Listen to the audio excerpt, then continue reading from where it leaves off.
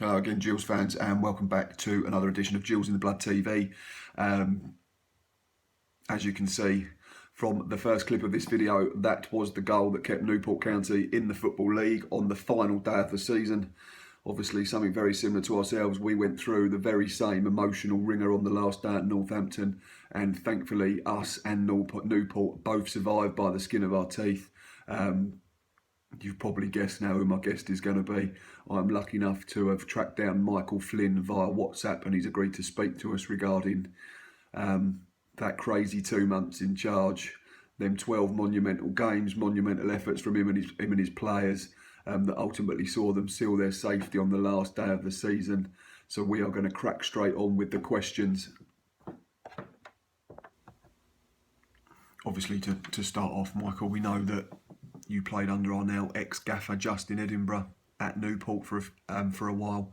Had that massive high a few years ago, getting promoted back into the Football League with Newport under his guidance, which must be great. Obviously, it's your hometown club, which I'm sure we'll talk about more.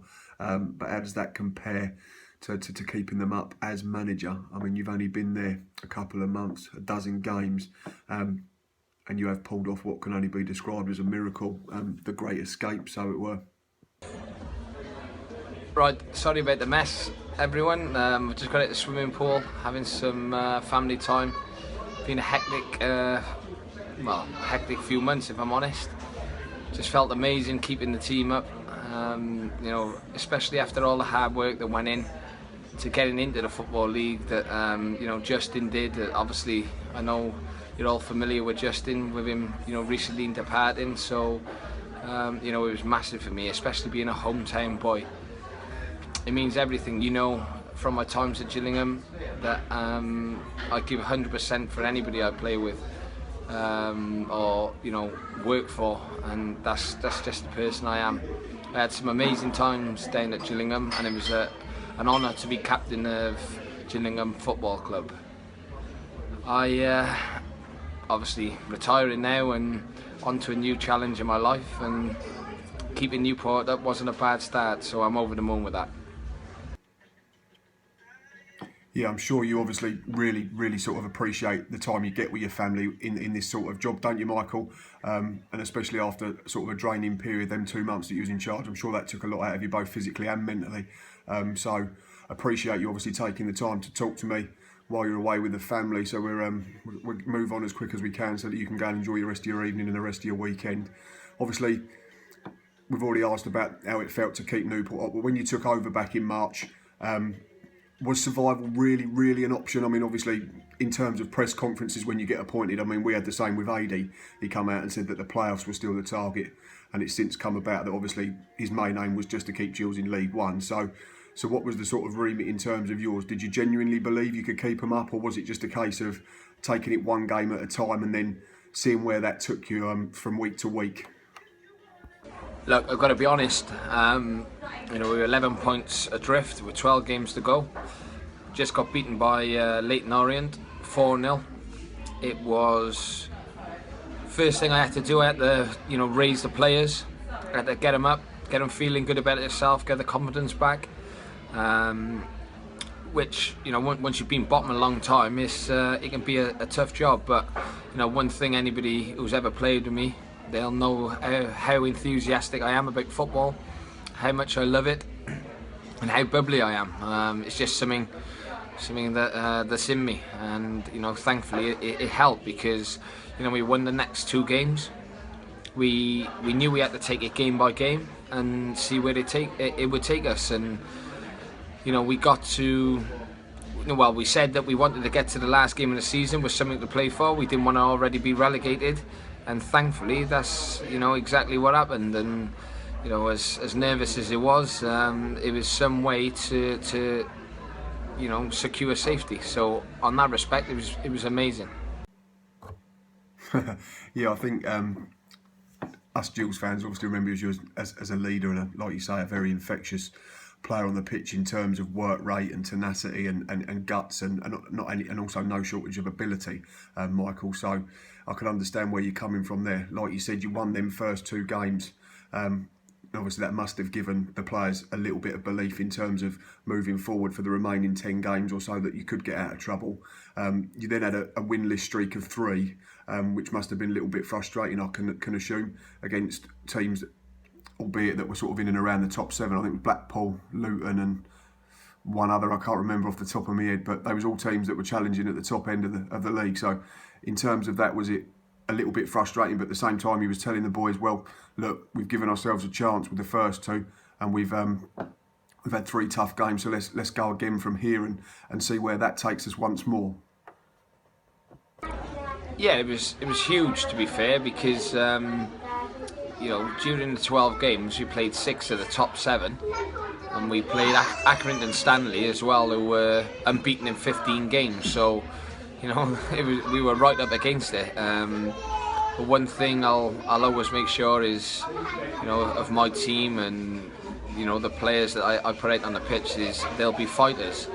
And fair play to the lads, they took everything on board that myself, Wayne Hatswell and Lenny Lawrence asked of them, and you know, they really produced the goods. We drew with Luton, we probably should have won.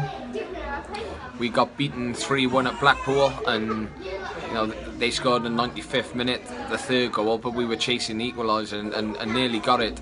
So that would have been you know, that would have been unbelievable. But you know, we went down to Portsmouth, should have got an equaliser. So although we only picked 1 point out of 9, we were actually doing alright, and you know, like I said, against 3 teams in the top 7, so it was a very good effort from the boys. Yeah, so it's not like you would, like you say, you was in games. It's not like you got hiding in any of them 3 that you didn't manage to pull off maximum points in, is it? You was in the game right up until the end. Credit you, don't credit your boys. After that, you went out and ground out, I think it was 3 1-0 wins on the bounce, and then took a bit of a hiding versus Plymouth. But again, they were right up there. But that was the first time, I think, since you'd come on board that you'd been thrashed or whatever, or outplayed, or however you want to label it. But looking back now, and obviously with the benefit of hindsight and being able to relax knowing that you're safe, if you'd been offered 9 points from 12 from them 4 games, I'm sure you'd have snapped their arm off, wouldn't you, mate? Especially for 3 wins and 3 clean sheets as well. Yeah, definitely. You know, we came up against a Plymouth team who would have beaten anybody in the league that day. They were outstanding.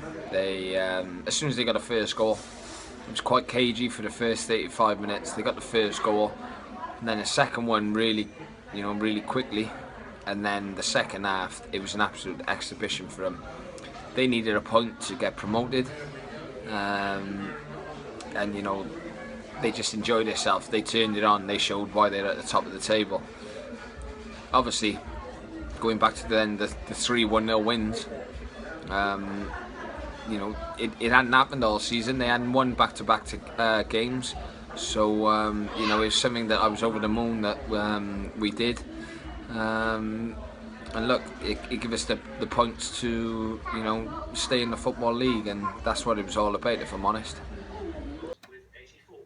Well, fair play to you, Michael, for admitting that Plymouth were good. I mean, you get some managers that come out after games and make excuses and blame the ref, etc., etc. But you just said there to me, basically, that Plymouth were better than you on the day, and fair play for that, and hats off for the honesty and just laying it out how it is rather than trying to sugarcoat it. I mean, we've had plenty of times this season as Gillingham fans where we're just getting fed up with being fed lines and cliches and stuff. So applaud you for that. Obviously, after that, you reacted great, and as you said, there was them 1-0 wins probably went a long way to keeping you up. But before then, there were still a few games to go, and you beat Accrington, I believe, and then lost at Carlisle after taking the lead, which took it to the final day. I'm sure you're aware, obviously, afterwards that your sort of plight and ending to the season mirrored that of us at Gills, and we went to Northampton and needed to win really, but in the end we got out of jail because despite our 0-0 and draw and keeping a clean sheet for the first time in months, we were relying on Port Vale not winning at Fleetwood and had to wait around for that. So how was your excuse me, how was your emotion during that game? Obviously completely different as a player, where you can go out and be on the pitch and affect things, but obviously being a manager now it's slightly different, and despite all the coaching and the talking to the players and giving them instructions, obviously you can't cross that white line and directly influence it once that whistle blows. So how did that affect you personally? Look, it is what it is, and on that day Plymouth were a lot better than us, and they deserved to win. It was tough to take. It was a hammering, and I was gutted for the boys, but in all fairness to them, they just responded well, got their heads down, kept fighting, did the right thing. So in football, you get beaten by the better team sometimes, and that's all it was. So we just drew a line under that and moved on to the next game, and thankfully we did, because we went and beat Accrington after that 1-0. Then went to Carlisle. First 10 minutes we were poor. Carlisle were playing some really good football, and I was a little bit worried. But then we took the lead, and for the next half an hour we were really comfortable. And at half time we were safe, but they came out, they turned it on, and showed what they're a top 7 team. And it could have been more, if I'm honest, more than a 2-1 defeat for us. So it was good to go to the last game of the season where the nerves were really, sky high. But the excitement was there as well. And if you can't get excited for a game of that magnitude, then you're in the wrong profession. I made that quite clear to the players, but couldn't say any more. They responded, just how I wanted them to. They've dominated the first half. Second half, we were not as good as the first half. We conceded. The heads could have gone down, but they just kept fighting to the end. And what can I say? We got the winner in the 89th minute, and you couldn't really write it, if I'm honest. But it just meant everything, because I know what it meant to the club, the fans, the city of Newport, and I was so glad that we got the job done. Having gone through that sort of last day scenario myself, watching Gills at Northampton, I'm not sure I can totally agree with you and say that enjoyment's the right word, Michael, but I can appreciate where you're coming from. So obviously your big centre half slaps one in the bottom corner, like you say, approaching injury time, and what's the overriding emotion after that? Obviously elation, relief, or a mixture of both. And obviously to follow up that, as we've touched on already, about it being a different sort of thing for you now, because you can't directly influence things once that first whistle goes. So are there different pressures now that you're the gaffer? Obviously when you was a player and you had a long and illustrious career in the Football League, obviously it was a case of almost just looking after yourself and then concentrating on doing your job once you crossed the white line. But now you're the boss and you're in charge of sort of plenty of people. You've got to try and keep everyone happy. You're in charge of different sort of personalities and egos, so to speak. So is there a different type of pressure being a manager than there is when it was a player? It was definitely relief. Just proudness. I was so proud to put so many smiles on so many faces, if I'm honest. But you go back to then, where how did I feel on the touchline? I had to remain calm, because any nervousness from myself would filter through to the players, and it could jeopardise their performance. And as long as I was calm on the touchline and kept a clear head, then I could influence them, or try to influence them the way I wanted to. And thankfully, I don't know how, but I managed to keep hold of my emotions and my feelings throughout the time when we were actually getting relegated. So that's why I got good staff with me, and it's something I am proud of. What I achieved, especially in just 12 games of being a Football League manager. So it was huge. But look, it was meant to be, I think, and that's that. You know what I mean? Going back to treating different players with different egos. I'll treat everybody the way I want to be treated. There's players who wasn't getting a game under me, but I still involved them in everything, and I still treated them well and spoke to them right. And you've got to be careful sometimes, because you never know when you're going to need a player. And if you've been, I'd say, disrespectful or dismissive of them, then they might not be there when you do need them. So you just got to be respectful to everyone. Well, it seems pretty clear, mate. To be honest, just from talking to you tonight, and obviously I've spoken to you before on the phone, and you did that blog with me a couple of years ago when I first started the Twitter page. You come across as, like I say, level-headed and pretty calm and collected. And you just explained with that previous question. Obviously, it would have been a nervous time and emotions would have been all over the place. But I suppose, like you said, the biggest thing you had to do was remain calm on the outside at least, and not sort of portray any negative sort of emotions or feelings towards the players, because like you say, it would have probably affected them, and then you could have been in a bit of trouble. But you got the result that you needed, which was great, obviously, from your perspective, and for us to see you as an ex-Gills player doing great. Obviously, Michael Flynn, the manager now. You've played under a lot of managers in your time as a player. Is there anything in particular that you take from each of them that you've played under? Is it a case of just sort of looking at the best bits from each and going from there, and then trying to obviously put your own sort of twist on things? And final question, really, before we start wrapping this up, is what are your aims for 2017-18 in terms of where you want Newport to be come this time next year? Yeah, you do. You pick up a lot from managers you played under over the years. Some good things and some bad things that you think, oh, I wouldn't do it that way. And you've got to make sure though that you stick to your own beliefs. You be your own person, because the players are not thick. Whatever a lot of people say about them, trust me, they're not thick. They can see through you when you're blagging or don't know what you're on about. So you've got to be true to yourself and be consistent in the message that you're giving them.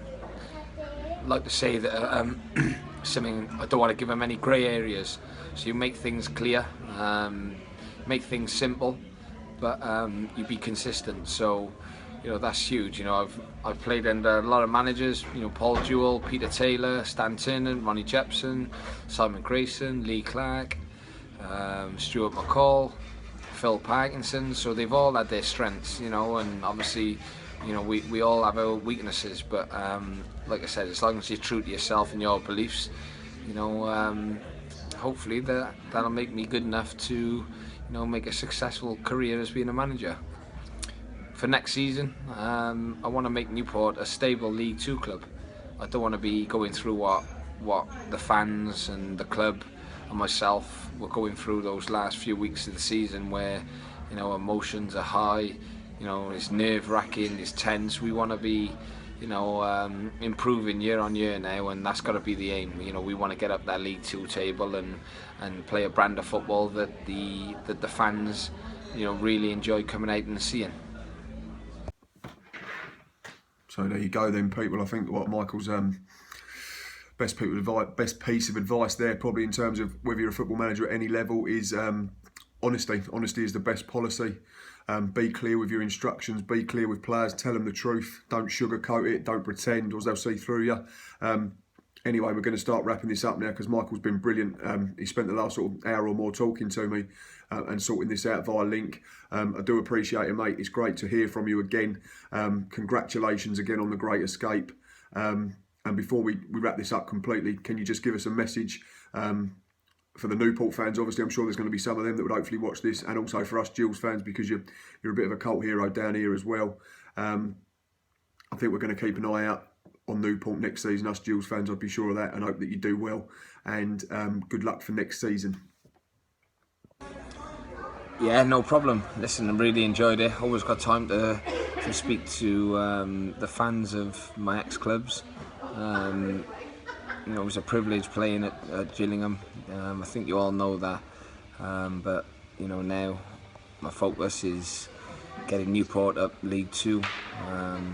Setting the foundations that we can really build on, and make the club proud again. We've got a new pitch going down, so the pitch issues is hopefully going to be one of the past, and it's something I'm really looking forward to. So I'd like to wish you all the best next season in League 1, which is really good.